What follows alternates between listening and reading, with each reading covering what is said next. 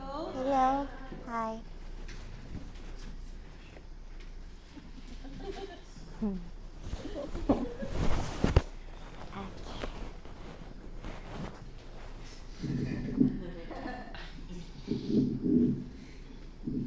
Uh, Hi. I am here to tuck you in and put you to sleep.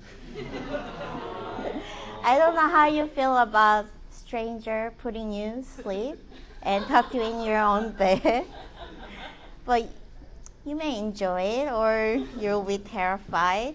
So how about we start with little nightcap? How about that? So, are you like a jelly daddy kind of a drinker, or you prefer 18-year-old La Gianarina whiskey?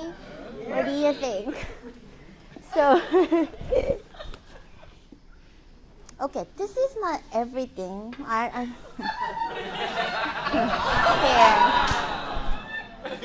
So we have a much bigger selection. And if you cannot handle something real and stronger, and I also have this cow milk, and we have watered down 2% and whole milk and chocolate milk, and also half and half, and all of them, they can be served in the bottle. So who would like to drink something strong? You want some? Okay. Thank you. You're welcome. And I guarantee you will need it, but who wants to go first? You want some whiskey? Okay, so oh my god. Oh my god. Oh my god. I just told you you'll be terrified, but just forget about that. You didn't see anything. Okay. So do you remember your bedtime story from your childhood? Do you remember details of it, or do you remember? I know you look very young, so maybe you remember, but Liz is really remembering. So let's think about this bedtime story, like about age 6 months to 6 years old. So it's about 5 years, and then average 4 times a week, and it's come out to 52 weeks a year, and 5 times, so it's 1,040 nights. So think about this. Your parents or grandparents or your nanny read to you 1,040 times bedtime story, and you don't remember anything? Really? I mean, that 1,040 nights didn't leave any impact on your life now? I think this is a great time to make our own bedtime story for all grown-ups, because we have hairs all over, right? Yes. So this story begins like any other bedtime story. Once upon a time, in a very, very small village, there was a little girl. And she lived in this very tiny, tiny house, and her room was even more tiny, tiny, tiny.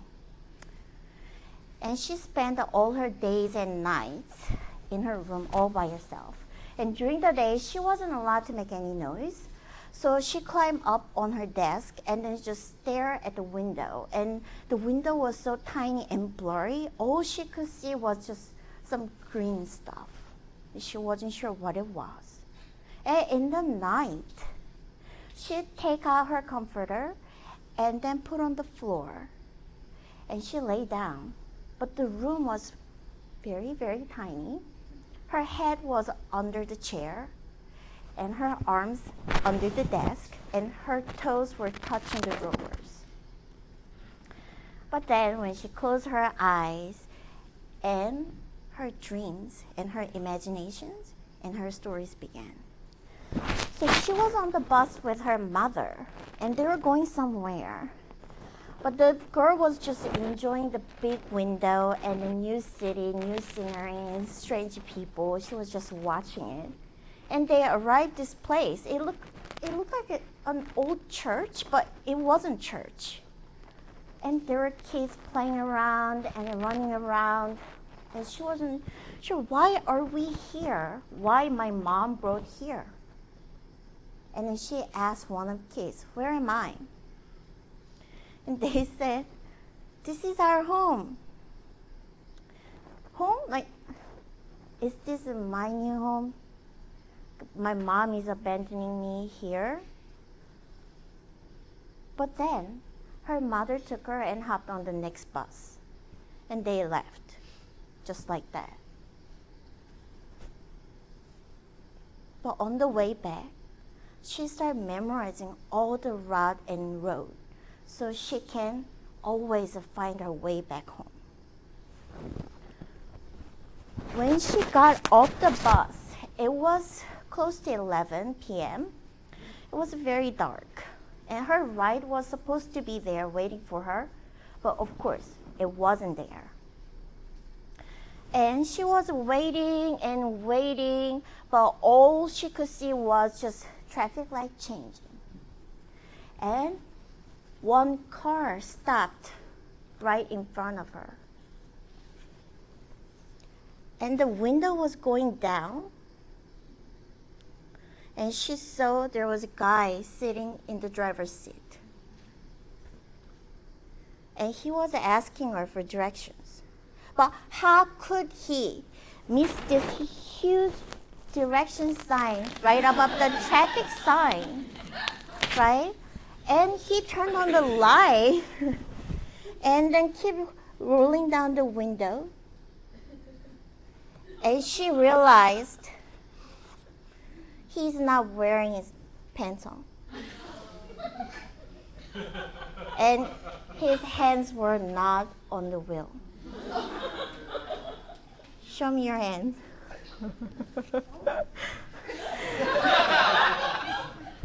So who is ready for something stronger? I think we're ready for something stronger. Do you want some? No? Okay. So here is your lasagna dia. It's 18-year-old whiskey. Sleeping is such a challenge for me. Like all day, I worry about going to sleep. Like, look at the time and it's getting dark, and I think, okay, fuck, it's coming. It's not really about sleeping. I love sleeping, but like you're already living and breathing in the nightmares in your real life. You really don't want to have any more nightmares in your sleep. So what is your nightmare like? Maybe like the monster is hiding under your bed. Wait until you're falling asleep, and they finally come out, and they'll go right above you and watching you and staring at you and getting closer and closer. And when you open your eyes, it's too late. You're suffocated. Or you're at the airport JFK. You cannot find your phone, and there's no passport, no boarding pass, nothing. Wallet is gone. And like boarding time is almost done and the gate is closing. Flight crew is like screaming at you, and everybody else but you. You cannot get on the plane because you cannot find your ticket. And the gate is closed, and planes start moving very slowly, and then departing, and everyone else is saying, bye-bye. So, if you have a nightmare, please call me or text me to 567-6722. So her ride finally showed up, and it wasn't a car. It was a motorcycle. You know, the one like you have to put your hands in the air and like like that, you know, like that kind of loud sound, big Harley Davidson. And she wasn't sure who was driving. But, you know, she still got on the motorcycle without a helmet. And she was just enjoying it, enjoying this, you know, the wind blowing and the speed. And that's all she remembered. Because the next thing, she was laying on the gravel. Then she got up and she walked inside somewhere, and it was dinner party going on. And somebody came out and said, okay, we're having frogs for dinner, so why don't you go wait in the living room while we're cooking frog for dinner. And she's waiting in the living room, and she heard this like really loud explosion kind of sound. So she ran into the kitchen. The pot was on the floor, and people were jumping up and down, and frogs everywhere. Then everyone at the party followed this guy to the backyard, and she wasn't sure what was going on, but she followed, and she couldn't see, you know, it's too crowded. But then, she heard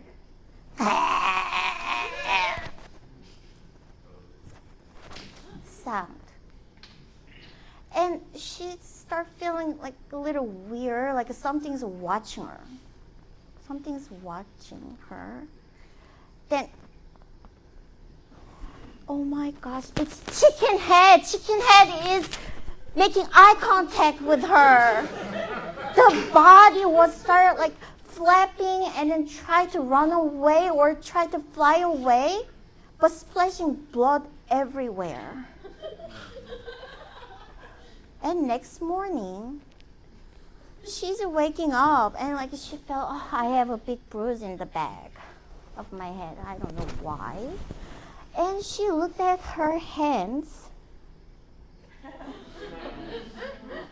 It was all red. All the way down bottom of her nails, all red.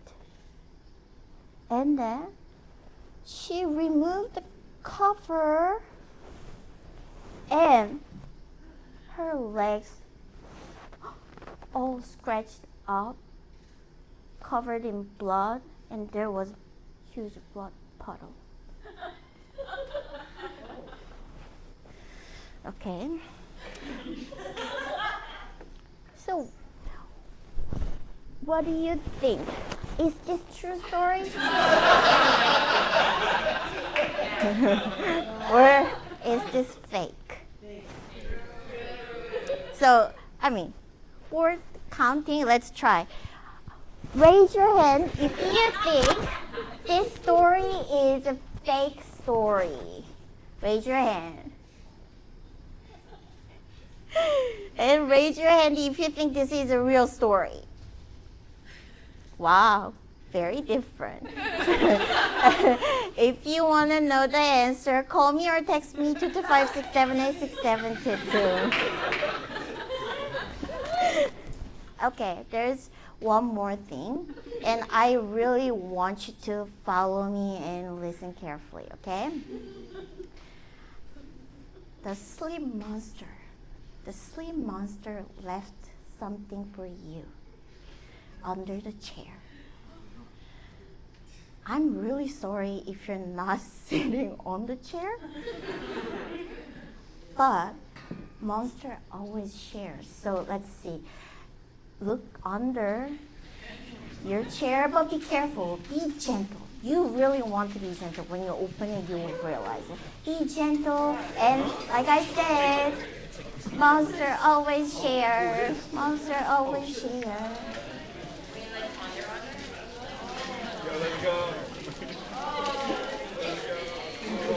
Monster always shares.